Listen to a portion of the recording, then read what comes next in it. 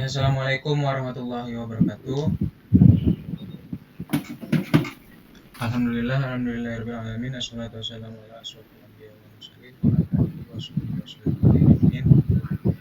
Pertama-tama marilah kita panjatkan puji dan syukur kita kehadirat Allah Subhanahu wa taala, di mana Allah Subhanahu wa taala telah memberikan kita rahmat dan karunia-Nya sehingga kita dapat menjelaskan khususnya dengan judul algoritma data encryption standar, di mana kami yang terdiri dari pertama Andre Johan Junius, yang kedua Anggun Triutami Berubis, yang ketiga Asyid Ramadhani, yang keempat Kevin Maulana Rizky, dan kelima Miftah Farid. Kami akan menjelaskan materi tentang algoritma data encryption standar, yang dimana pada materi pertama yang terkait sejarah. Oke, lanjut dulu slide-nya. Yang akan disampaikan oleh Asyid Ramadhani. Kepada Asyid dipersilakan. Sejarah DES atau Data Encryption Standard. Algoritma DES atau Data Encryption Standard merupakan algoritma penyedian yang diadopsi dan dibakukan oleh NBS atau National Bureau Standard, yang kini menjadi NIST atau National Institute of Standard and Technology pada tahun 1977 sebagai FIPS 46 atau Federal Information Processing Standard. DES bermula dari hasil riset Tushman-Meyer yang diajukan sebagai kandidat sandi standar nasional yang diusulkan oleh NBS. Konon katanya, algoritma yang dikembangkan oleh Tushman-Meyer ini merupakan algoritma terbaik dari semua kandidat sandi standar nasional. Pada mulanya, algoritma yang kini disebut DES memiliki panjang kunci sandi 128 bit. Namun, selama proses pengadopsian, NBS melibatkan NSA, National Security Agency, dan algoritma sandi ini memiliki pengurangan ukuran kunci sandi dari 128 bit menjadi 56 bit saja. Sebagian orang mungkin mengira bahwa pengurangan panjang sandi ini merupakan usulan NSA untuk melemahkan algoritma Tushman-Meyer karena motif politik tertentu. Entah itu untuk mempermudah penyadapan atau untuk melemahkan pengamanan informasi lawan politik. Mungkin NSA menginginkan algoritma Tushman-Meyer ini cukup aman untuk digunakan warga sipil, tetapi mudah dipecahkan oleh organisasi besar semisal NSA dengan peralatan canggihnya. Bila dibandingkan dengan performa komputer personal pada saat itu, algoritma sandi dengan panjang kunci 56 bit dapat dikatakan cukup aman bila digunakan oleh orang-orang biasa. Tapi dapat dengan mudah dipecahkan dengan peralatan canggih yang hanya dapat dijangkau oleh organisasi elit seperti NSA. DES merupakan algoritma enkripsi blok simetris. DES dikatakan enkripsi blok karena pemrosesan data baik enkripsi maupun deskripsi diimplementasikan per blok atau dalam hal ini 8 byte. DES beroperasi pada ukuran blok 64 bit dan termasuk ke dalam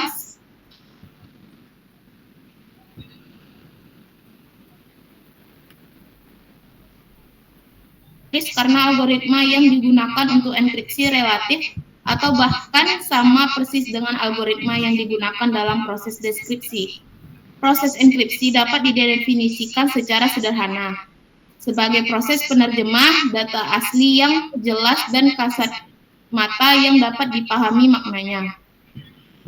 Plain dienkrip dalam blok-blok 64 bit menjadi 64 bit data ciphertext menggunakan kunci 56 bit kunci internal atau internal key. DES mentransformasikan input 64 bit dalam beberapa tahap enkripsi ke dalam output 64 bit. Dengan demikian, DES termasuk blok cipher. Berdasarkan tahapan dan kunci yang sama, DES digunakan untuk membalik enkripsi. Kunci internal pada algoritma DES dibangkitkan dari kunci eksternal atau external key 64 bit. DES mengenkripsikan 64 bit plain text menjadi 64 bit ciphertext dengan menggunakan 56 bit kunci internal atau kunci atau subkey. Kunci internal dibangkitkan dari kunci eksternal yang panjangnya 64 bit. Kini algoritma DES sudah usang dan keamanannya pun sudah tidak dapat dipertanggungjawabkan lagi. Kini komputer personal pun sudah cukup untuk membobol algoritma DES. Apalagi dengan adanya teknologi paralel computing dan internet berkembang pesat. DES telah secara resmi digantikan fungsinya oleh AES atau Advanced Encryption Standard dengan panjang kunci 128, 192, dan 256 bit.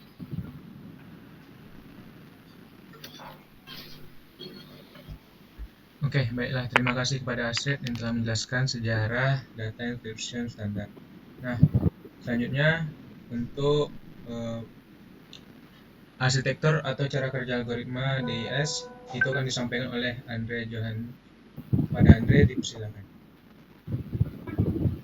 Baiklah, selanjutnya cara kerja DES bisa kita lihat di slide selanjutnya untuk skema global DES.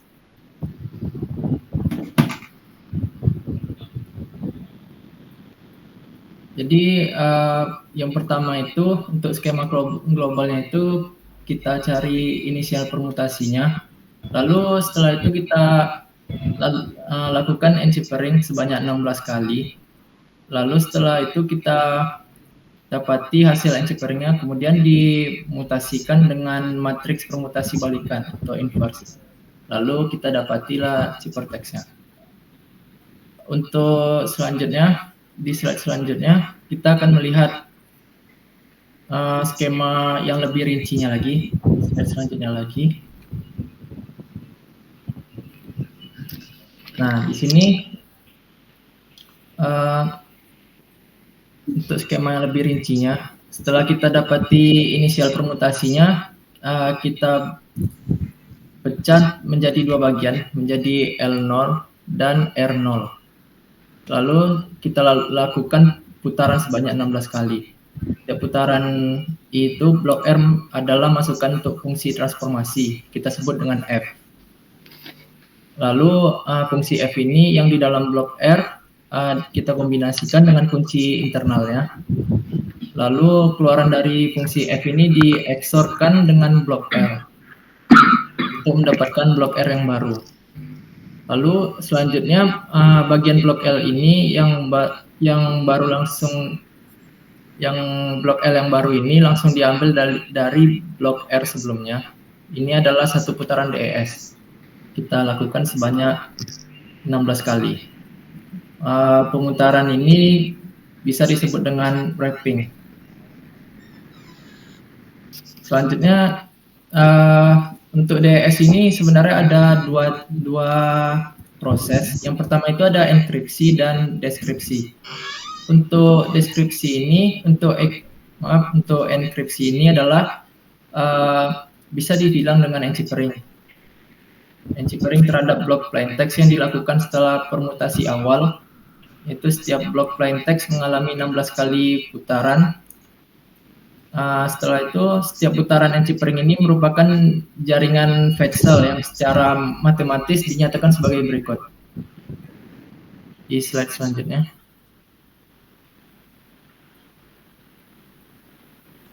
Untuk LI sama dengan RI dikurang 1.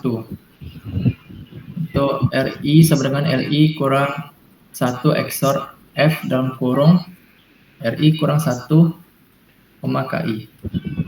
Jadi E ini adalah fungsi ekspansi yang memperluas blok RI1 yang panjangnya sebanyak 32 bit. Kita ubah menjadi 48 bit. Lalu hasil ekspansi ini kita eksorkan dengan KI dan menghasilkan vektor A. Untuk ininya E dalam kurung R1 kurang 1 XOR KI sama dengan A.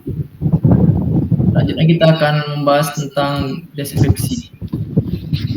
Deskripsi ini, proses deskripsi ini terhadap teks merupakan kebalikan dari enkripsi tadi. kunci pada proses deskripsi ini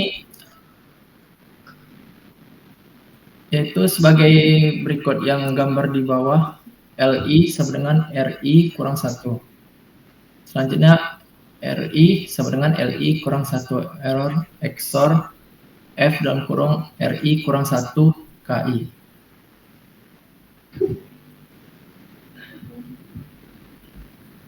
Oke, baiklah, terima kasih kepada Andre. Nah, selanjutnya untuk penjelasan dari source code ini akan dijelaskan oleh Kevin Maulana Rizky. Kepada Kevin, dipersilakan. Terima kasih kepada moderator. Sebelumnya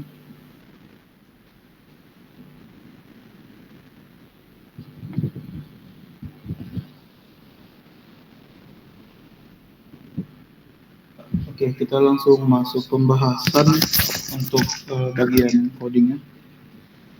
Oke, di sini kita menggunakan program atau bahasa pemrograman Java. Jadi sebelum kita mulai untuk mengetahui sedikit tentang pembahasan codingannya, jadi DES itu suatu enkripsi yang beroperasi pada blok 64 bit.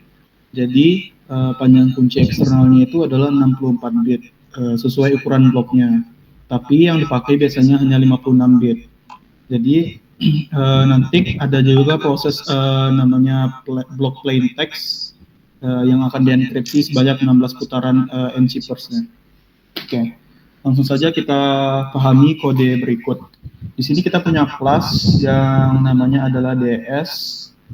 Lalu di sini kita ada namanya sebuah metode ya untuk mengenerate yang berdasarkan user kata kunci yang user inputkan.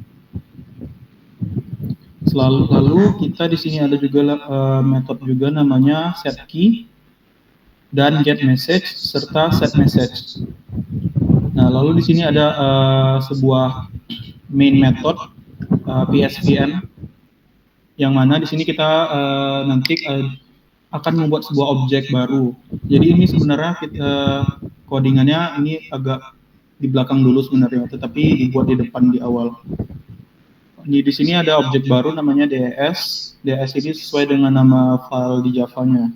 Lalu di sini kita mau mengisikan sebuah message yang akan dienkripsi. Di sini yang dienkripsi itu 0101 dan seterusnya. Lalu ada juga key. Nah, tadi kan sudah dijelaskan bahwa kita akan ada sebuah key sebagai parameter untuk melakukan enkripsi pada DES. Jadi di sini kita set dulu key-nya yang untuk dijadikan parameter sebagai enkripsinya nanti. Lalu di sini kita nanti ada namanya sebuah metode generate key yang dipanggil dari nanti ada metode di bawahnya. Lalu di sini print line ciphertext dan hasil decrypted-nya. Selanjutnya itu di kode ini adalah sebuah metode untuk kita melakukan pengacakan atau permutasi. Jadi di sini kita ada sebuah array yang terdiri dari 32 karakter acak di sini.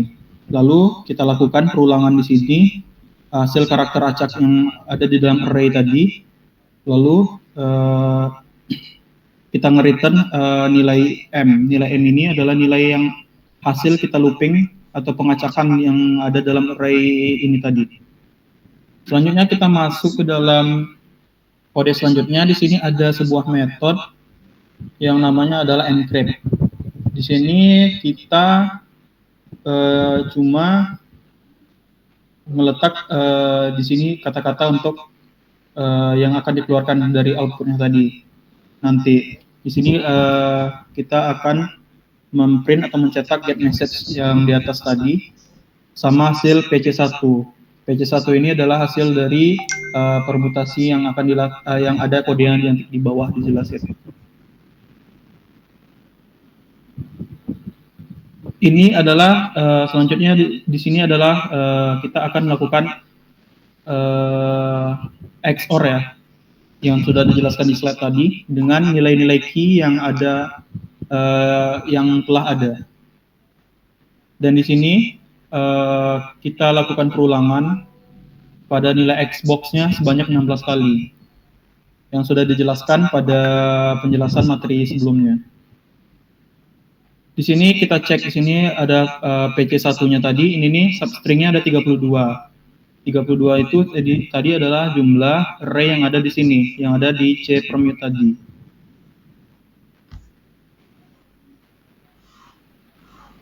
Lalu di sini kita buat objek, lalu isinya itu ada 9. 9 ini adalah nilai dari array yang di atas tadi. Lalu di sini diiterate atau dilakukan looping sebanyak 16 kali yang sudah dijelaskan pada slide PPT tadi. Dan XOR-nya dengan nilai current key atau key yang sebagai pembanding untuk enkripsinya tadi. Selanjutnya kita akan melakukan inverse dari IP atau initial permutation tadi. Inverse itu adalah kita membalikan nilai yang ada pada array tadi, array yang telah dilakukan pengacakan sebanyak 16 kali tadi di atas tadi yang pada proses ini. Pada proses pengacakan S-box atau substitution box yang tadi sebanyak 16 kali. Lalu kita inverse lagi setelah diacak sebanyak 16 kali substitution box atau X-box tadi, kita lakukan inverse pada initial permutation hasil dari pengacakan nilai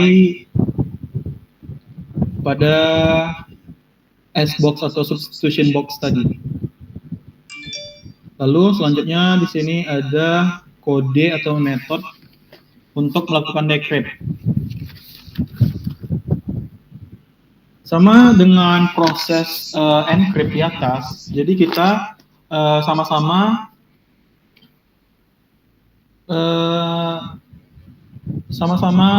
melakukan pengacakan nilai substitution box tadi sebanyak 16 kali. Jadi prosesnya itu ada pada looping yang ini. Diacak sebanyak 16 kali pada encipher-nya. Di sini prosesnya seperti biasa, kita definisikan nilai integer 1, lalu nilai integer itu kurang dari 16 dan kita lakukan i++ atau menambahkan nilai setelah di looping. Lalu ada proses XOR lagi dengan nilai key atau pembanding atau nilai key yang ada sebelumnya.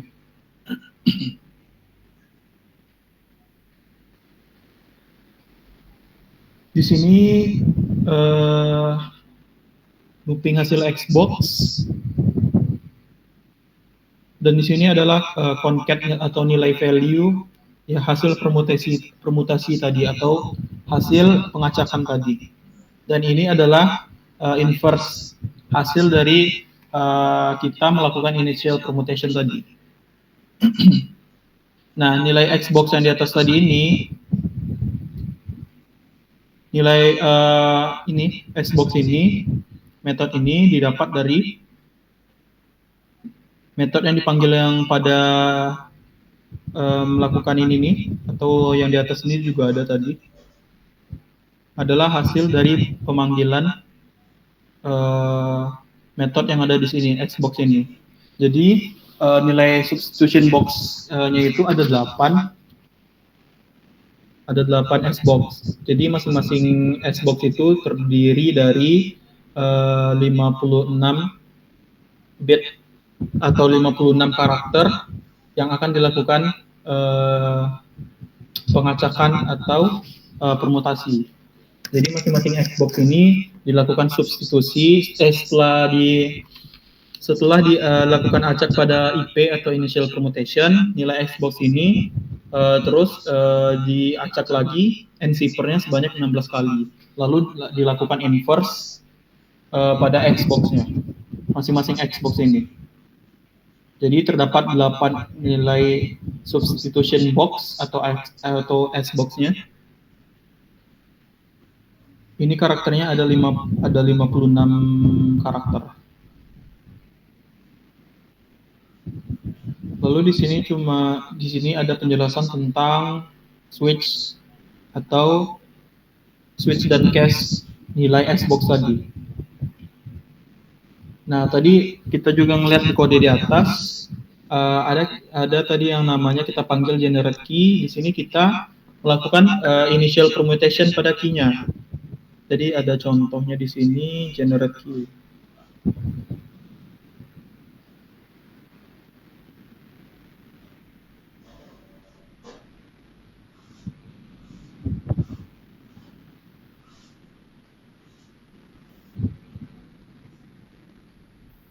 Oke, tadi ini ada method generate key. Di sini kita tadi sudah dijelaskan kita akan melakukan initial permutation pada key yang akan di generate. Jadi di sini key permutation 1 berisikan di sini ada parameter key. Di sini dipanggil lagi parameternya, lalu diisi dengan substring 0 dan 28. Lalu dilakukan looping lagi. Dapat lagi key permutation keduanya.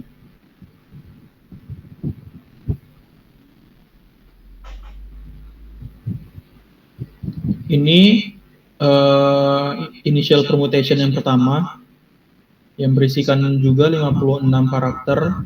Yang ini adalah yang pertama kali dilakukan ya pada kode program ini, karena DS ini dia pertama kali itu melakukan pengacakan itu pada initial permutation. Jadi dia melakukan pengacakan pertama pada metode ini.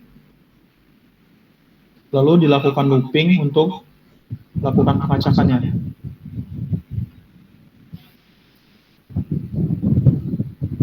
Selanjutnya di sini ada proses inverse ya.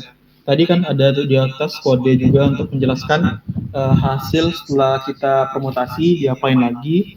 Kan tadi langkah pertamanya itu diacak ya dengan initial permutation, lalu diacak lagi sebanyak 16 kali putaran ciphernya. Setelah diacak lagi sebanyak 16 kali putaran pada ciphernya, kan dilakukan proses inverse ya.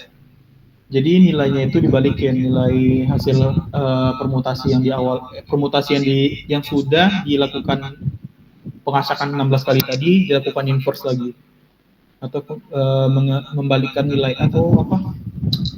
atau menukar nilai yang ada pada array-nya, membalikkan atau menukar tempat array-nya, proses inverse. Lalu di sini kita looping lagi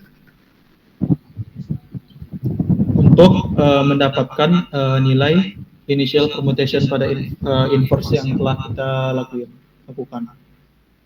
Di sini ada lagi initial key permutation. Jadi kan tadi itu pastinya ada key permutation. Di sini prosesnya ini metodenya, ini array-nya, sama seperti di metode sebelumnya. Kita meletak array yang terdiri dari 56.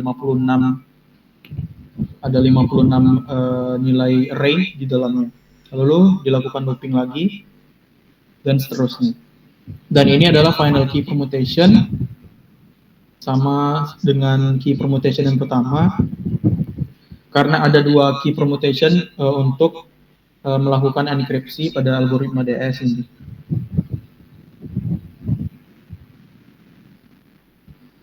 Nah, ini adalah proses untuk nge-shift atau menukar bitnya ke sebelah kiri. Ini prosesnya. Ini ada array lagi. Dan ini proses loopingnya untuk mengubah shift bits-nya itu atau mengubah array yang ada di bit-nya itu di dalam array-nya itu ke sebelah kiri. Oke, dan ini adalah sebuah metode untuk XOR function-nya, fungsi XOR-nya itu menggunakan X1 dan X2. Oke, kira-kira penjelasannya seperti itu. intinya adalah dalam algoritma DES ini kita pertama kali itu melakukan pengacakan ya pada initial permutation pada metode yang pertama tadi ini mana?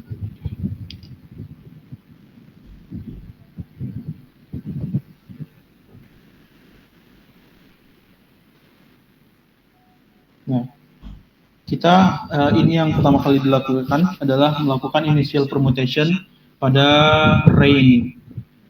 Nah, setelah pada kode ini di running atau dijalankan metodenya, kita melakukan pengacakan yang di atas tadi sebanyak 16 kali. Mana proses? Tadi ada kode prosesnya.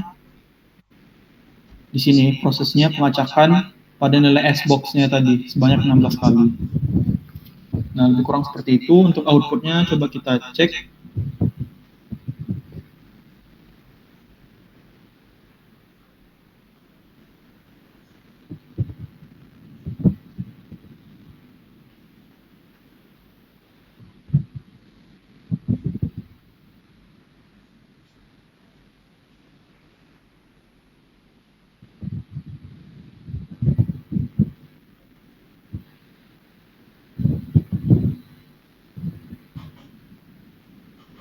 Oke, coba kita akan nge-running outputnya. Untuk nge-running output di Java, kita pakai Javac, lalu nama filenya .java. Oke, setelah dikompil tidak ada error, kita running lagi filenya dengan java.java-dash. Nah, di sini kita lihat outputnya adalah hasil yang mau dienkripsi itu adalah 0101 pada message ini. Dan kita lihat di sini kita setelah permutasi yang pertama didapatkan outputnya seperti ini. Nah, untuk ciphertextnya setelah dilakukan dilakukan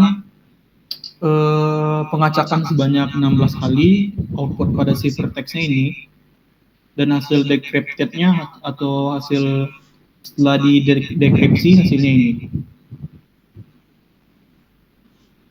Dilihat message yang ingin dienkripsi itu ini. Dan key yang akan diset adalah yang ini. Dan output untuk decryptednya adalah yang ini. Oke, lebih kurang penjelasan tentang codingannya, tentang data encryption standar, lebih kurang seperti itu. Saya kembalikan kepada moderator. Baiklah, terima kasih kepada Kevin yang telah menjelaskan penjelasan dari source codingan mengenai tentang DES ini. Oke, selanjutnya terkait implementasi, tapi sebelum itu boleh di share screen dulu dari Andre.